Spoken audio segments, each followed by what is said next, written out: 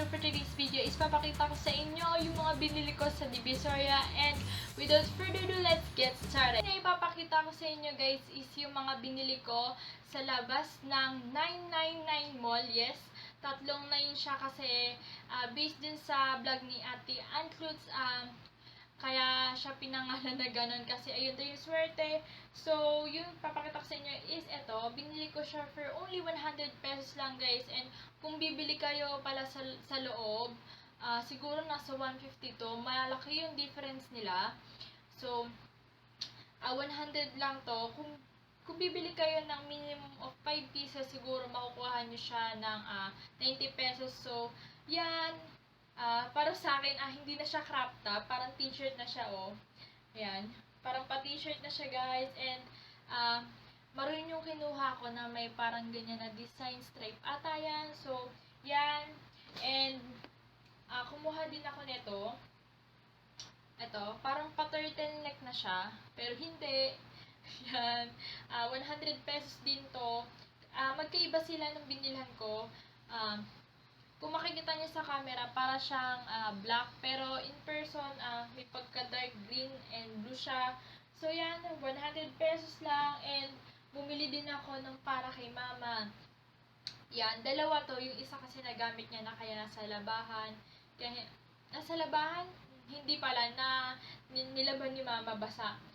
So, yan, gray yoga pants o yoga leggings ata to. Kasi nagsusumba siya, kaya bumili ako nito sa kanya.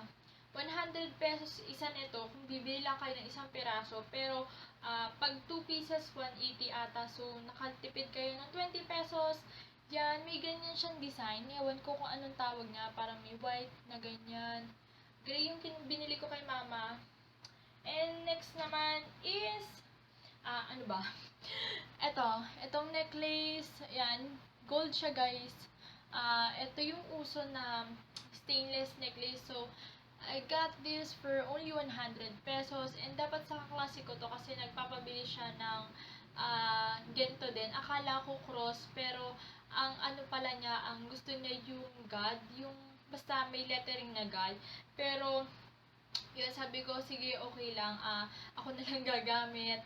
So, yan, I got this for 100 pesos also sa labas ng 999 Mall. And, next is, pumunta kami dun sa mga tindahan ng tela kasi bala ko bumili ng yung pang Instagram, yung parang, ano siya, parang rag, na parang mabalahibo na white. Gusto kasi bumili nun para pag nag-Instagram pic ako and para dun sa mga products na i-online shop ko, maganda siyang tignan. Pero wala akong nakahanap, hindi ko alam kung saan makakabili nun. So, comment na lang kayo guys kung saan makakabili ng ganon. Gusto kasi yung white, para maganda siya.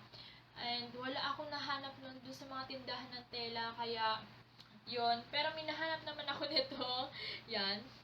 Hindi ko balak bumili nito, pero nakita ko kasi, na-intriga ako kasi madaming bumibili. So, yun. And ito yung gusto ko sa kama. Yung parang garter siya. Yung napapasok mo siya sa ilalim. Yung hindi siya natatanggal kasi ang ayoko na pagdating sa mga kama, yung mga yung pagdating sa kama, yung mga ano nun, ayoko yung natatanggal kasi yung pag nag-aayos ka, ayos ka ng ayos, yun, ayoko nang ganon. Gusto ko yung yung na lang siya, yung parang madali mo na lang siya ipapasok dun sa, ano ba to, sa foam, yung parang ganito guys, yung nasa kama ko, yan, gusto ko yung ganyan lang, hindi siya natatanggal. So, dalawa yung kinuha ko nito, yung isa nasa kama na namin, dun sa kwarto ni mama, king size bed siya, kaya, ayan, malaki siya. And parang mabigat din siya labhan. So, kumuha ako ng dalawa. Dapat isa lang. Pero sabi ni ate na nandoon sa tabi ko habang bumibili nito, kunin mo na yan kasi maganda tsaka maliwanag sa kama. So, yan. Napakuha tuloy ako ng dalawa. Yan. I got this for only 150 pesos, guys. And dun to sa mga tindahan ng tela. Kung makakapunta man kayo sa Divisoria, dun sa mga tindahan ng tela, wala na po sila. Dun sa gitna na, sa gilid na sila. Kaya, makakabili ka na ng maluwag, hindi masikip. So, yun. I got this for 300 dalawa kasi 150 isa. And next naman is sa 168 ata or 999, hindi ko alam kasi parang tabi siya. Paglabas mo ng 999, may papasukan ka pang isang entrance doon. And hindi ko alam. Basta doon to sa mga tindahan ng madaming halaman, ng mga fake flowers, and sa tabi nun may base, and mga tindahan ng base. Kaya hinanap ko to doon. Yan. Meron itong maliit.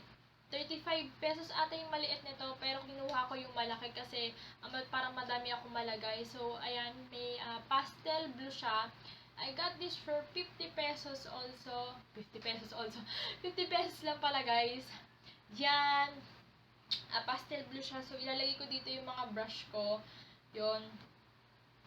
And sa loob pala ng 99 Mall, bumili ako nito, mushroom brush. Naghahanap ako nito ng mura lang kasi 'di ba kaya kang pumunta sa Divisoria para mapamura. So bumili ako nito. Yung iba kasi nito nagtitinda doon 150 pesos. So minahanap ako 100 pesos yan siya. Pwede siyang pang contour. Yan, and ginagamit ko siya sa foundation and BB cream. So yan, may black siya and gold na 100 lang yan, guys. Dun lang siya sa paglabas sa dulo ng 99 Mall, basta doon. Tapat niya, tindahan ng mga payong. Yon. And, next naman is yung sa 698 Mall, and hinanap ko talaga siya, guys. Hindi ako nagsawang hanapin siya. Talagang nagtanong-tanong ako. Kung gusto nyong puntahan yun, nasa harap lang siya ata ng 168 Mall. Basta yung mga tindahan ng pruta. So, magtanong-tanong na lang kayo kasi pag doon kayo magtanong pala, guys, sa mga guard ng 999 Mall, hindi nila alam. Kasi nagtanong ako dun sa guard, sabi, parang ngayon lang daw nila narinig. And pinipilit nila sa akin, baka 168 Mall.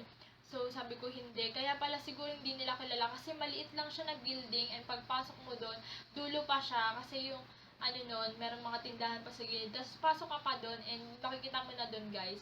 And dalawang floor sila, may floor pa sila sa taas. So, kung mapapanood nyo sa vlog ni Ate Ann Clothes, dalawang floor lang siya. And bumili ako doon ng pang online shop ko din. Pero yung papakita ko sa inyo, yung binili ko lang yung para sa akin. So, first is etong Line Prime Velvetins. Tagal ko nang gustong bumili na to.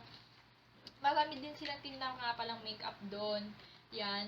Dalawa binili ko. 50 pesos lang ata, 50 plus yung isa nito. So, in the shade Riot. So, papakita ko sa inyo, guys, yung loob niya. Yan yung loob niya. Red. Red na may pagka-orange. Yan. And, may pagka-amoy chocolate siya. And hindi ko pa siya natatry. Tapos, itong cashmere naman. Cashmere. So, ayan. May pagka-brown na violet siya. So, ayan. Yung kulay niya, guys. And, next is, itong, puff, ano ba to?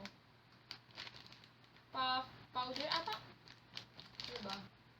Puff sponge, yan. Nakita ko to din kay Ate Ann Clothes, pero wala yung, yun sa kanya, yung, ano ba yun? Ano ba tawag dun? Sa raindrop siya na shape. So, ito na lang kinuha ko, heart, kasi, parang din siyang gaya nun, and, maaano mo din siya, maaano mo din dito sa under eye kasi, pa ganun siya, pa angle, and heart shape siya, guys, and 4 pieces yung laman niya sa loob.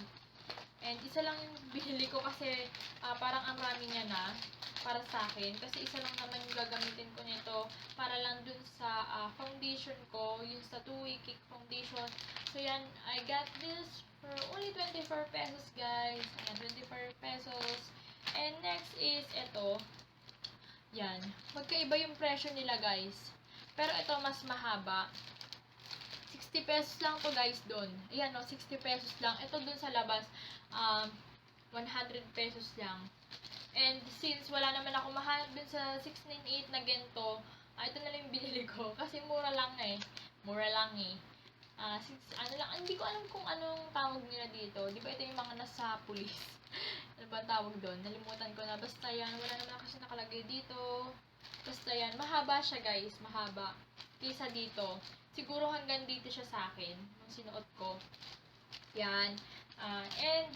Bumili ako doon ng eyeshadow. Alam niyo guys, kung magkano lang to, 78 pesos lang. 78 or 75, basta yon, nasa 70 lang siya.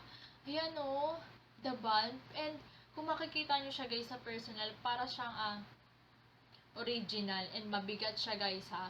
Dapat yung kukunin ko yung bonbon, yung sa Too Faced. Dapat ayun yung bibilihin ko. Kaso sabi ko, pinag-iisipan ko pa doon. Ang tagal ko talaga mag-isip. Pinag-iisipan ko kung ano sa dalawa. Sabi ko, kung ayun yung bibilihin ko, tas masayang lang yung pera ko, at hindi umano sa akin, baka mamaya mag-react sa akin yon. So, yun. Baka sayang lang pera ko. Pero, eto guys, itatry ko lang naman siya, kaya ako siya binili. Tignan ko kung maganda siya sa akin. And, nung sinatch ko siya, masyado siyang makalat. Ayan guys, masyado siyang makalat. Makikita nyo, nandito na sa gilid. Ayan pa, nandito sa plastic. Talaga, tignan nyo naman guys. Ang gaganda ng kulay. Kaya, ito na lang din yung pinili ko. 78 pesos na siya, and hindi ka maaano dun sa mirror. And ano pa kalaki, and kung mahawakan nyo siya, ang bigat niya guys. Para siya talagang totoo. And, kung makaipon man ako ng pera, bala kong bumili nung yung original nito sa Laura. Pero hindi ito. Gusto ko yung Too Faced yung bonbon. So, ayun yung pinag-iipunan ko. Gusto ko maka-purchase nun kasi ang gaganda ng shade ng eyeshadow niya. So, yun. And next is, wait lang guys. Eto. Ano ba yan? Eto. Yan, nakita ko yung kay Ate Ann clothes. Etong falsies, nalimutan ko pang bumili ng yung sa kanya, yung glue. Yun. Ayan, 4 yung binili ko. 4 yung binili ko, guys. Yung isa binuksan ko na. Wait lang, papakita ko sa inyo. Ayan.